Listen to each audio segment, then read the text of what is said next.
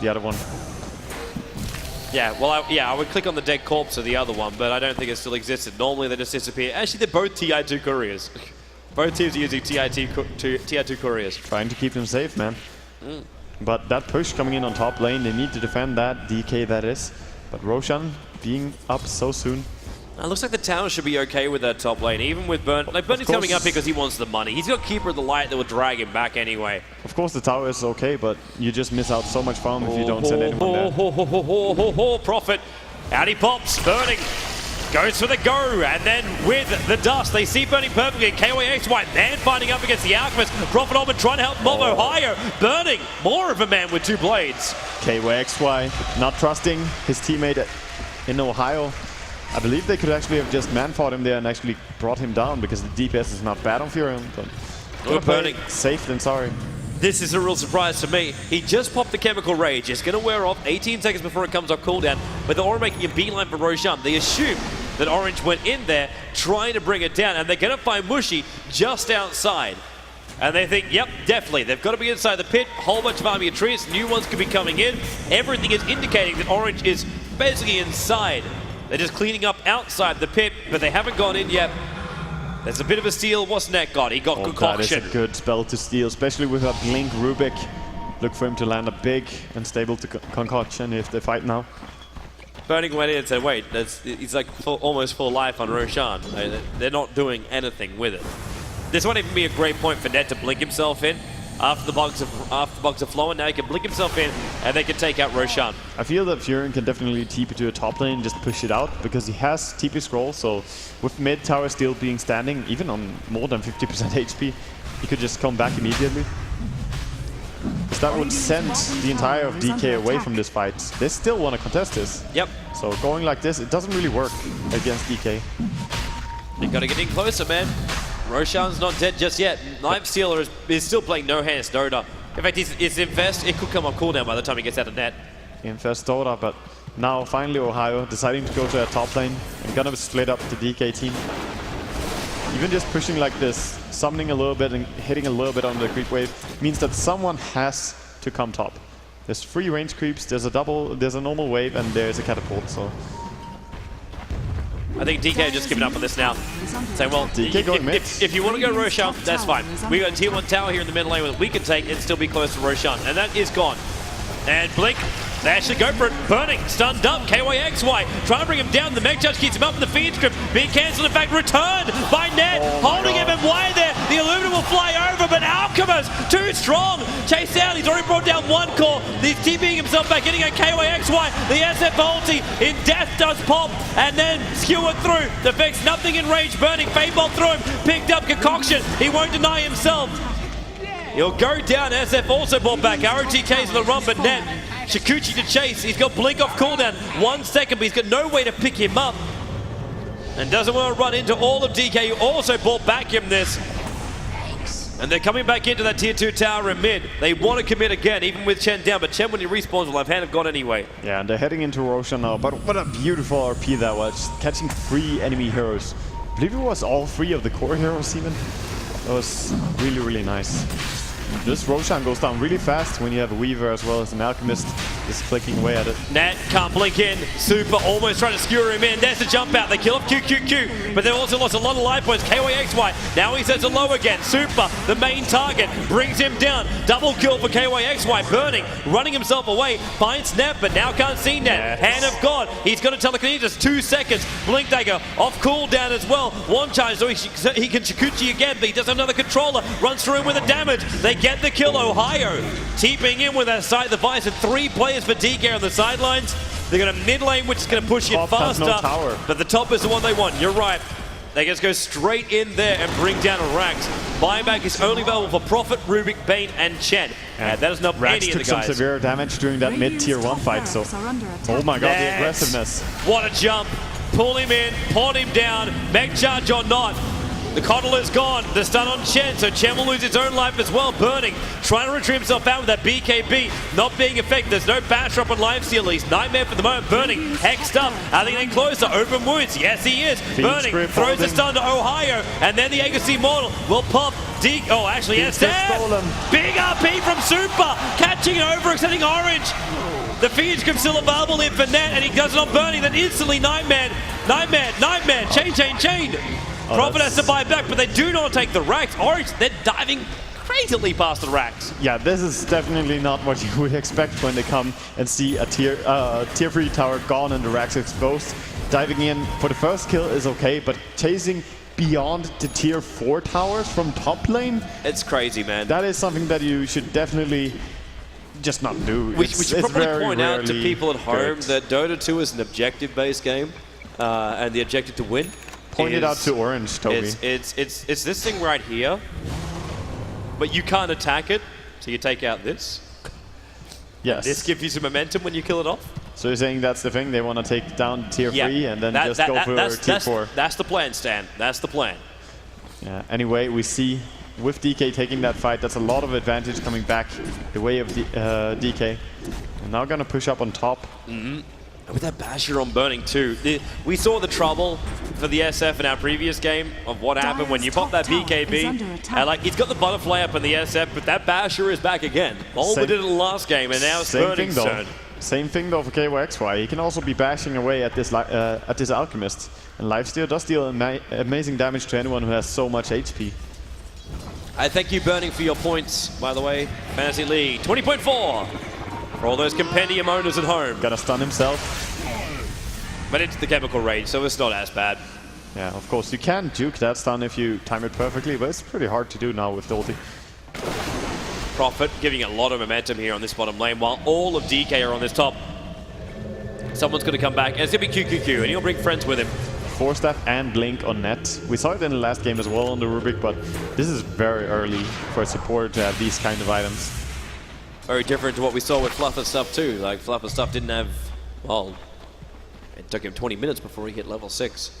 Oh yeah, it took a long time to get the levels, but and then you see someone like he definitely did nothing against Fluff and Stuff, but it's like when you get these levels so much early, you can capitalize so much more. And that's where you get the Blink, you get the 4-stuff, and you get like it's what Kuro really does so beautifully as well. This ability to maneuver as a Rubik and not have to rely on the stolen abilities to do it. You can actually go and be very, very aggressive. You don't need Chikuchi. You can take Concoction. You can do a lot of damage. You can take an RP. You can do a lot of damage. Yeah, the bigger thing is just the amount of kills allows you to buy these items faster. In top lane, we see a little bit of aggression coming out from Ohio, trying to find a Weaver. Be patient. Sprout finds him Hex very quickly, but he's Chikuchi'd. But they got the dust off. Look at him move. Now the open wounds, time lapse. Out of the dust, out of the damage. And runs north, and Coddle is actually pulling him back as well as a TP. That is just security. In case it doesn't work. Well, there's a four-man smoke in the mid now, and they're rotating up towards the top lane. They realize that Orange was also going up here. That's an Invis rune on Mushi. He won't spoil the party, though. In fact, he's going east, while the rest of DK now head west and over towards Extinct. But they have to move fast. And who are they going to find? Extinct still retreating back. XY. Oh, it's actually going to be X. Yeah. Goodbye, Extinct. 3 hits from the Alchemist. And he triggered on a bash on that, too. Yeah, Alchemist hits so hard with this Empower. The Empower just making him crazy strong in team fights. And here we go. They catch out KYXY, drag him back, and Burning's like, oh, I'm over here now. Fiend's Grip ensures he remains there. Losing heroes here, Orange. Not really careful enough. Great wards in the enemy jungle. They saw him all the time as he started to farm with the small camp. Not very careful by KYXY. This is a really, really dangerous position. Like, Orange were only like 5 minutes ago looking to take out that top racks and hunting and diving for kills. And now they're getting picked off, and it's DK who's staring down their tier 2 tower in the top lane and possibly even the tier 3 tower, while Lifesteal is dead for another 43 seconds and short of buyback money. He cannot buy back. Last 10 minutes, they have been losing 1,000 experience advantage per minute. They're now 10,000. From being 10,000 ahead, they're now again behind. This could be a really good, no it won't. Could be, but then again. Yeah. Let's look at the build coming out from Weaver. Like, you're BKB, and normally, like, it's BKB Desolator. Instead, it's now going to be BKB, and more than likely, Monkey King Bar. And that's to get through that butterfly at Mushi. More than likely, yes. And we see 6,000 gold on Burning. He finds his farm. Not very surprising. So, probably going to finish up this Super Basher anytime soon. Chicken, in fact, heading over there. And that'll be his relic then. Bottom tower is under attack. And then he can go for something else nice. In fact, have you seen these meal creeps, by the way? They're having a secret date. What? What's going on over here, Toby? Where are you drawing? What's this? Is this the love circle in mid lane? These two guys, they think we don't see him. Slackers!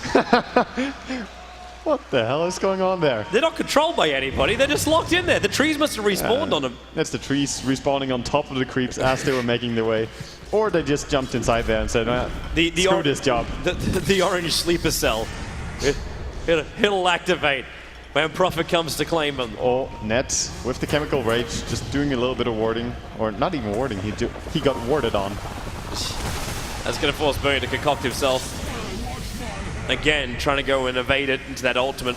And then Centaur Stomp follows up. Look how fast Net moved in. KYXY open wounds as well. They want to fight this Mushi. Winds up the only Burning just says like a BKB and bomb in through Mushi. Burning, manning up, and then going again. They go onto Ohio, and the SF ball back to try and fight in this one, but they don't want to fight. Extinct will be lost as well. Burning's right behind him. It's another one. It's a double kill for DK. Burning, and then onto the tier 2 tower as well. Last hit for the Weaver. Net still in the neighborhood. Doesn't matter what he steals. Okay, he's all Shikuchi. But he cannot stop this push solo, and Prophet has to buy back. No ultimate available for him, and now it's DK. Fortification will hold him out for a little bit. But the question will be, do they hunt the kills? Yeah, do they hunt the kills? Ohio, of course, TP top already. He doesn't have a TP available. Even for mid, they're going. This is when Prophet is a problem, and maybe Super. KYXY, there's no damage dealt to it. He can blink himself away to safety. Prophet only would hit ROTK, but he's already back to base. Yeah, with that Cedar and Prophet TP, they couldn't really catch one out. He did put some pressure to top lane, but RTK can easily just clean that. This is really a rough position for TK to be in. When you look at it, like this top rack's gone. Prophet just throws out an ulti every now and then. It gives the momentum towards the top lane, and most of the time, like, if you lose a tier 3 tower, you say, okay, it's worth it. But like Roshan spawning in just over, well, about a minute and a half, and then Ohio just puts an army of trees, pushing the top. Someone from DK has to remain there, and Connell has to pull him in. And if Connell goes down quickly and doesn't get that recall, the fight's over. It seems very easy, but when you have DK now pulling ahead so much, they have a really strong Magnus. He has Blink and BKB. They have the Bane, they have the Alchemist. There's so many things that can kill off the Fury immediately. Yep. So unless he knows where every single person is as he TP's top, he won't show there for a second. Maybe he will summon creeps, but then again, that could just be more farm for the Alchemist. Speaking of Alchemist farm, with 6.8k gold, I would kind of hope Burning would buy something. He's already concocting, and they're going to fall wide. They should probably force stuff someone else. Rubik goes invis, and Net. Whoop, whoop, whoop. He juked that Bane ulti just barely. Bane had his hands up in the air, like he just don't care. But he missed. You know, we've been over this before, Waga. We have. Seriously, if you don't care to put your hands up in the air, you just don't do it. It's that easy. Bottom. Yeah, Net runs in. And Burning, well, still in. Orange want none of this. They don't want to go in against an entire team down here. Nope. Keep it safe, man. Keep it secret, keep it safe. Courier bringing out TP scroll for QQQ. Extravagant TP mid, they're going to try and kill off the Weaver. Oh, yeah, you're right. No Lincolns or anything, so just go on him. Silence, Hex. He always gets away. RTK's timing has been really good in this game. Yep. And now Net wants to find him. In fact, Net will find him. Shikuchi through. He sees which way he's going, and then, well, he gets a fresh Shikuchi. But the tier 2 tower goes on the bottom lane. Burning's pushing it in with the rest of his team. And Money just showing up on the screen. It really does rain from the skies. Being pushed now. Alright, this can't be really stopped. They got to get back in here and fight. The tower. Well, where's the Rax? Fortification not available. He just keeps going for it. Burning. Rax takes strong. out the first Rax. Meanly, stun over towards Extinct. Net wants to come in here and pick him up. That's not going to happen. They found KYXY. Feeds grip up on him and Burning. Slices, dices. 3-man RP. Drag him back and Burning's like, thank you very much. I thank you. Triple kill. Ultra kill for Burning. Super. Decapitated Orange. Put it on a silver platter. And then Burning just nom to victory. 24-21. And they're going for GG. They are going to go for him. Not a single buyback available, I believe. No, not even one. GG is the call. Game number 1 of this best of 3. DK claim it over Orange, and they will return tomorrow morning to face out in game number 2 and possibly game number 3. But of course, that's another day. We've still got more action coming up today, man. We do. So this was only a first game of the series. And tomorrow we will have more games. So go to James. I think it is time. James, it's all yours, man. So there you have it. The first game of the series has now gone to DK, and as mentioned by Toby and Wagger, and also thanks for casting, Toby and Wagger, that will be played out tomorrow. So DK get to go home tonight, knowing that they're at match point. Orange get to go home, and hopefully they can sleep. That's my advice. And tomorrow they finish off the series. You know, imagine if I wasn't watching the game while it was on. How would you describe it? Well, a lot of the previous games that we've seen have been relatively safe playstyle. This happens when you play for very high stakes, which TI3 definitely is. And we saw Fnatic, I think, get like 5 kills in 40 minutes. And we saw rare lack of discipline from Orange. They pushed into the base. They had a 10,000 gold lead. Everything was going their way. And they dove at the T4 towers, got 3-man RP'd, and didn't even take the Rex. The Rex was already pretty low. They could have just paused for maybe 1.5 to 2 seconds, and they could have just killed it. And we can see the end. This is going to be the ultra kill, obviously, as I was watching. Okay, so Go ahead. I'm going to give a recap not only of the game but all the matches today, because there was a trend, there was a pattern going on here. It was. I noticed when a lot of people won 2 maps, they didn't play anymore and they just went to the next round. Apparently so, but also the other thing that happened was a team got 2 carries, the other team got 2 carries. The third player, the third farmer of the team, in some team was something that didn't go through BKB, like a Puck, like a Nature's Prophet. On the other side, the team that had a Magnus or a Bad Rider. The one that had the thing that go through BKB, come 50 minutes into the game, wins the game. There's no way around it. Don't look at me like that, James. Am I crazy? No, you're just lucky that the show's so late that no one's listening anymore. Because that made no sense. You said thing about 5 times. There was a couple of somethings in there. And a thing of a something. I'm losing and it. then randomly there was a Puck. Yes. And a Magnus. So it sounded like a fantastic story. But that was some of the best moments of the day. Perfect. I agree. Yes. Actually, that's a segue. I'm going to take it off you for the moment, because we talked about some of the best moments of today and yesterday on the panel, but we got to speak to the players about their best moments of the tournament thus far. Wong Hock Chuan, Kuala Lumpur, Malaysia. That's not the video. That's not the video I was promised. It's late for everybody. The show is a lie. By the way, I'm going to do public service announcement now. Still got Chen's wallet, by the way. If you don't turn up by the end of the show, we can only presume. Are you going to assume his identity? Yeah, we can only presume you're dead, and then we'll have to call the police. Ben, do we know any police? I don't know. They've been trying to get me a police hat forever now, and no one's gotten it for me. It would be a good prop. All right. Highlights of today. The International 3 is not over yet. We had many games already being played, but also a lot more to come. But still, we really were interested to see what the players think was the most outstanding single performance so far in the tournament. That's why we run around, grab the players and ask for their opinions. So which single performance of a player has been the most outstanding so far in your opinion throughout the tournament? I think Admiral Bulldog. He always just has so much farm on Furion or whatever hero he's playing. I think S4 probably. He's had an amazing tournament. And the most amazing part is that he actually does the captaining part as well, which I respect so much. He plays good and he captains good, so I'm really impressed by him. Fly, what has been the most outstanding single performance so far in the tournament? So far, I think Ake from Alliance was by far the best player. His warding is pretty much the best. It's crazy, it really is. Like, I don't know how he does it, I have no idea. I don't remember, but there is one. All right. Shit. EGM, Bulba. EGM, Bulba, Ake. Zoe? Yeah. Yeah. Okay, so I put a lot of thought into it, because there's been a lot of impressive plays so far. But a moment that's outstanding for me so far in the tournament was the first game of the winners bracket, Na'Vi versus Orange. The bait they played on Havost with placing an observer ward, knowing he had a gem, just to get him in their range and then getting the initiation. That was a very impressive play. Admiral Bulldog's been really solid throughout the tournament. I haven't been watching that closely, but I know he's a really good offlaner. So. For sure, Liquid Boba. You know, he's an LGD Slayer. Very proud of him and his team, actually. Which single performance has been the most outstanding so far, in your opinion?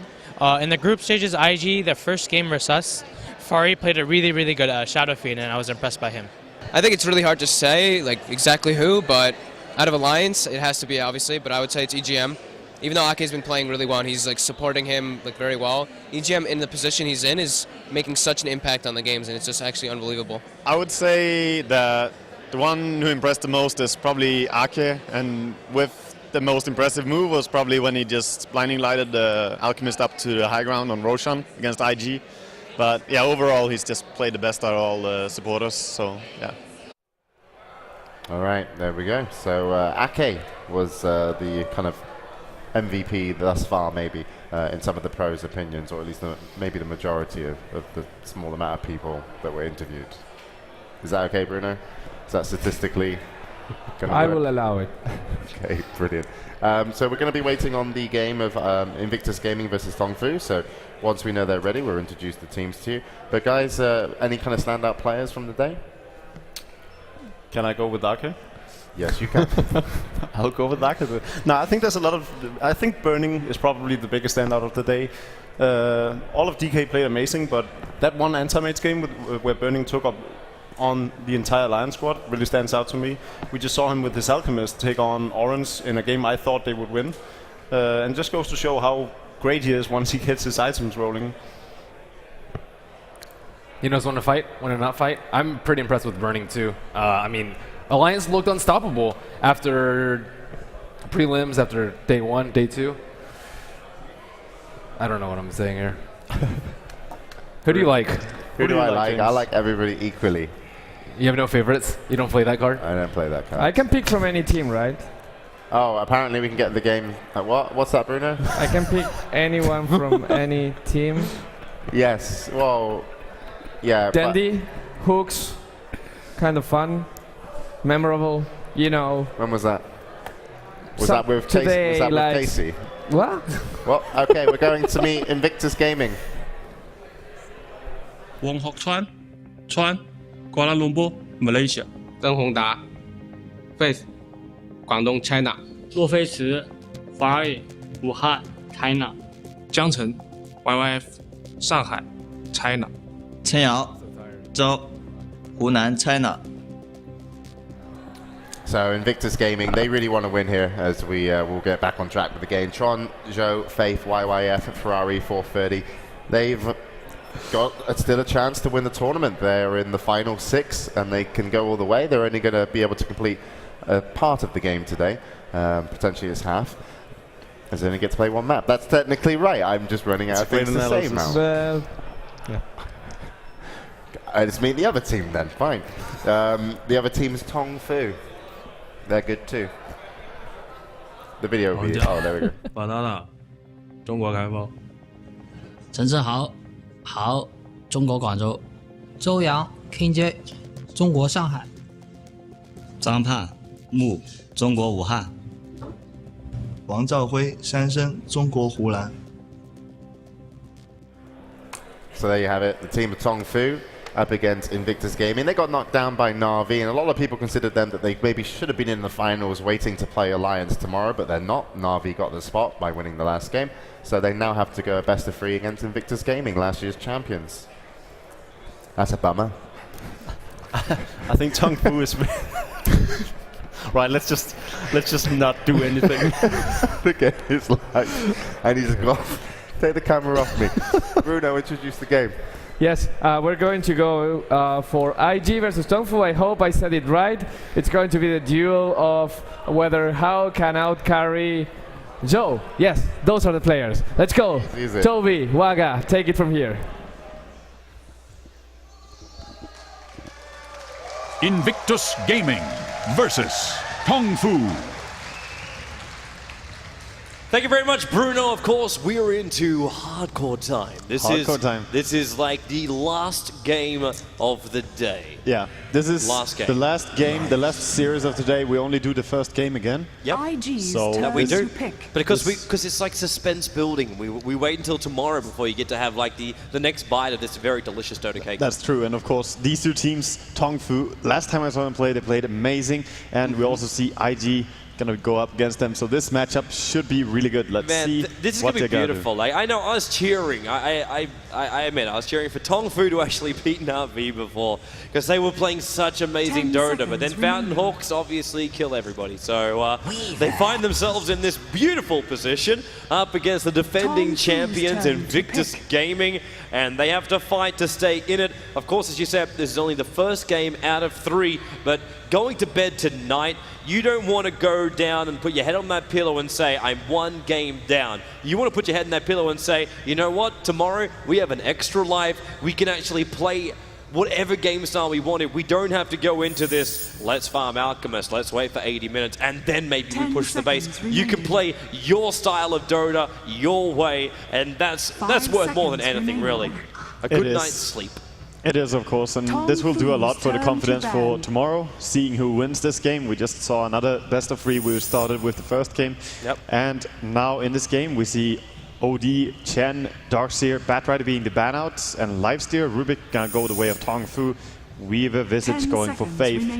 So I love how, too, when we have ourselves with these Southeast Asia, China only matches, that Wisp just drops off the care factor scale. Oh, yeah, it's just gone. They don't have the same amount of respect or even attention towards this hero. Sometimes we will see them play it, but in this game, I really doubt that Wisp will even be picked or banned. Yeah, it's a different combos, they're very different regions. That's what kind of makes TI just so special when you combine so many different regions in one LAN event with such high quality, which really at this point doesn't happen at any other event in the world. That's true, man. And seeing Shadowfiend even making the second ban phase here, it's just because of all this focus we have seen last few games on Shadowfiend. Yeah. He's an amazing hero, and Naga Siren, she has been banned out pretty much every single time I see a team pick Visage. The enemy team tries to ban her out if they have the luxury to do so. It's a beautiful hero when you want to go into these later game kind of stress, because Naga Siren kind of does it all. She used, like last time she was here on this main stage, she was a carry, and now she's turned into this more of a supporting kind of role that does a lot of damage, is very difficult to kill at the very, very start, and can save her team with these Naga ultimates. And then if you need to, you can give her some space, you'll get some decent items, maybe Diffusal Blade here or there, and you can build her up to be something bigger. And your later options are a lot better. And Faith, we're getting our last ban out now. Enigma, again, no lovin'. And we're going to get Storm Spirit being the third pickup here, even though Tongfu was looking over and they've got Lifestealer available.